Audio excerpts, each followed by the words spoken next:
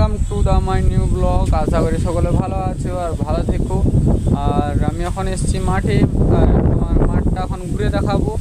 আর ভালো লাগলে কমেন্ট করো, লাইক করো, শেয়ার করো, আর পাশে থেকো।